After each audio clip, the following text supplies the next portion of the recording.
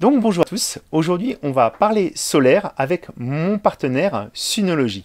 Donc Synology m'avait envoyé une station pour que je puisse la tester, hein, la Synology Play, et entre-temps ils ont amélioré leur produit et désormais ils commercialisent une station qui s'appelle Synology Play Recto Verso.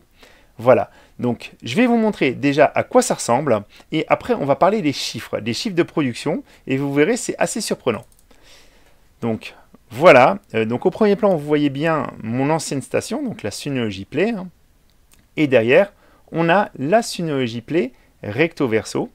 Donc le principe c'est qu'elle elle réceptionne les rayons du solaire sur le devant, mais aussi sur le derrière, hein, grâce à l'effet albédo.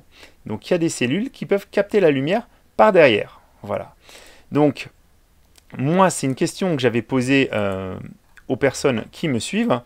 Est-ce que vous pensez que cette station va produire plus et dans quelle proportion?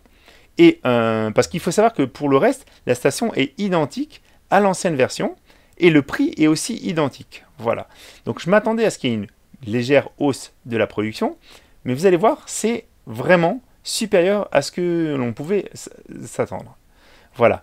Donc moi, j'avais posé la question sur les réseaux sociaux et les votes avaient eu lieu. Et il y a pas mal de personnes qui pensaient que la production allait être similaire ou qu'il allait avoir un léger gain entre 1 et 5%. Voilà. Mais vous allez voir, en réalité, c'est beaucoup plus que ça. Donc moi, je vais vous montrer maintenant les chiffres de production. Je les ai pour quasiment l'ensemble du mois, fin avril et tout le mois de mai. Alors, bien sûr, c'est une vidéo qui est en partenariat, ça je tiens à le signaler. Donc si vous le souhaitez, hein, vous pouvez utiliser un code qui vous permet d'avoir 5% de réduction sur votre commande. C'est sunplay_Jean-Jean. Et moi, ça me permet aussi d'avoir un cashback. Voilà. Donc, Sunplay versus Sunplay Recto Verso. Donc, je l'ai appelé le Play All par rapport au Play Recto Verso. J'ai expliqué sur une précédente vidéo, mais en fait, j'ai eu un problème sur le suivi de ma consommation pour les mois antérieurs. Parce qu'en fait, Synology livre le panneau avec une prise connectée qui sert à mesurer la conso, donc qui vous donne un petit, il y a une petite application qui vous permet en fait d'avoir des mesures qui sont relativement précises, mais il faut savoir que l'ensemble des données sont stockées sur la prise et pas sur l'application. Et ça, je l'ai appris à mes dépens parce que j'ai eu un problème sur cette prise. Voilà. Donc sur la prise, on a des données, donc la production journalière, le total du mois, et on aura après le total de l'année. Voilà. Donc ça parle de consommation et pas de production parce qu'en fait c'est une prise connectée. Et une prise connectée, elle va juste mesurer ce qui traverse la prise. Donc que ça soit de la production ou de la consommation. Donc si vous installez une prise connectée pour mesurer la consommation de votre panneau, la production de votre panneau, ne mettez pas d'autres outils, d'autres appareils parce qu'autrement ça va mesurer aussi leur consommation ou leur production. Voilà. Donc moi, j'ai compilé les chiffres, donc c'est toujours des kWh sur la journée. Et vous pouvez voir, en fait, 27 avril, donc l'ancienne station a produit 1,4, la nouvelle 1,59, ça fait 13,57% supplémentaires, et ainsi de suite. Donc j'ai eu des journées avec des temps nuageux où la production n'était pas très forte, des journées où la production était plus forte, etc. Donc je vous ai simplement mis de côté une journée, c'est la journée du 7 mai, parce que j'ai eu des données qui étaient vraiment très très bizarres à interpréter. Donc j'avais une production plus forte sur le Synology Play Recto Verso, mais nettement plus forte. Plus de 40% supplémentaires. Et ça, je me suis dit, cette journée, je ne peux pas la prendre en compte. Je pense qu'il y a eu un souci avec mon réseau Wi-Fi. Et je pense que la prise, elle est sensible à ça. Donc faites bien attention à ce que votre prise capte bien le Wi-Fi, parce qu'autrement, les données qu'elle peut récolter peuvent être aussi un petit peu faussées. Voilà. J'ai des journées où il y a 15% de supplémentaires, des journées où il y a 10% supplémentaires, etc. Donc la station Synology Play Recto Verso est systématiquement devant l'ancien modèle. Voilà. Et j'ai eu des très bonnes données, hein, jusqu'à 17% supplémentaires aussi sur la Play Recto Verso. Donc de façon générale, la Play Recto Verso, elle produit nettement plus. Donc moi j'ai compilé donc sur la moyenne de l'ensemble de ces journées, ça fait 13,85%. Et si je fais la moyenne des pourcentages, donc la moyenne des pourcentages, ça représente 14,43%. Donc au minimum, quand les stations produisent, moi j'ai vu une différence de 5 watts, c'est-à-dire que quand l'appelé va produire 10 watts, l'appelé recto verso va produire 15 watts, et au maximum, j'ai eu 50 watts d'écart. Donc quand l'une va produire par exemple 320, l'autre va produire 370, la nouvelle.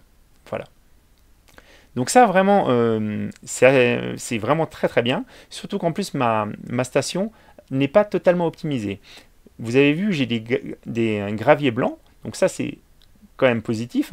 Par contre, en fait, j'ai mis des lestes qui sont noirs et qui sont marrons. Donc pour quelqu'un qui vraiment voudrait optimiser encore plus la station recto verso, il y a moyen, il faudrait vraiment que l'ensemble du sol soit vraiment blanc, parce que c'est ce qui va le mieux refléter les rayons solaires. Donc j'en ai vu qui ont mis des miroirs justement aussi pour refléter encore plus. Bon, après chacun fait ce qu'il veut. Voilà.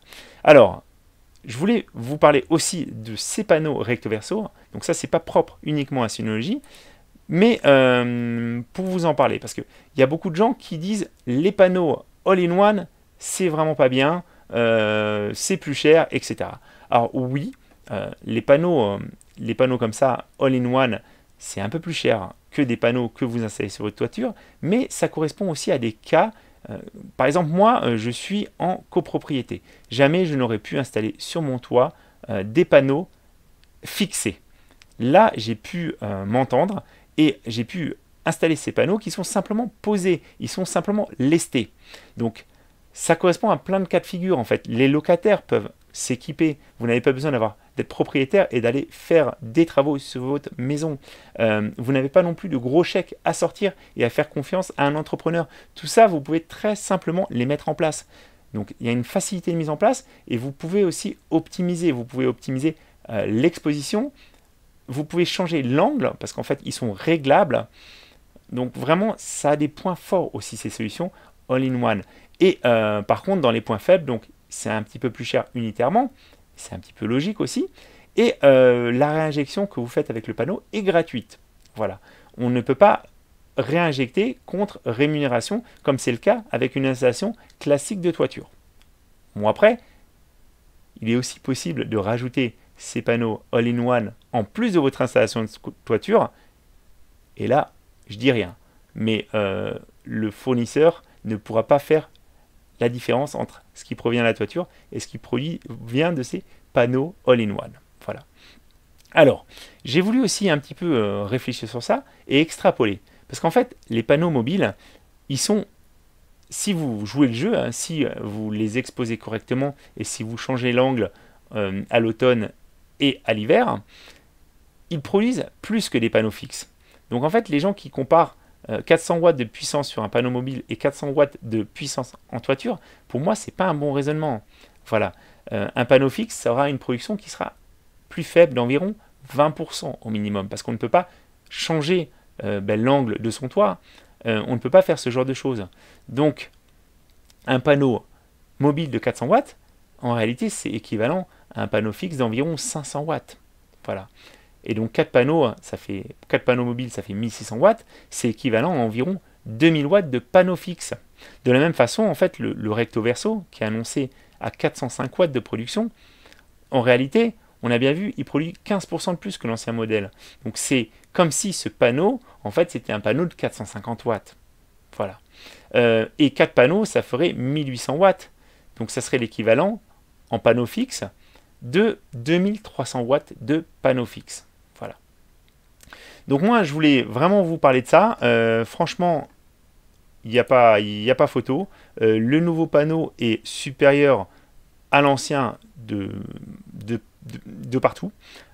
C'est vraiment après le même châssis, le même fini, la même finition. Et voilà, moi c'est tout ce que j'ai à dire sur ça. Après, c'est à vous de voir. Les panneaux recto verso, ça a des avantages, ça a aussi des petits inconvénients, mais ça correspond à beaucoup de cas de figure qui ne sont pas pris en compte par une installation toiture. Moi, j'aime beaucoup aussi le fait que ces panneaux mobiles, on peut les installer petit à petit. On n'est pas obligé de partir tout de suite sur une grosse installation. On n'a pas besoin non plus de se poser trop de questions sur la réinjection, parce que les gens qui ont des grosses installations de 6 kW, parfois ils réinjectent beaucoup sur le réseau. Là, avec ce genre de panneaux, vous pouvez aussi les orienter pour qu'ils captent un peu plus tôt le matin et un peu plus tard le soir. Et ça vous permet donc vraiment de mieux utiliser l'énergie qui est produite par le panneau solaire. Voilà.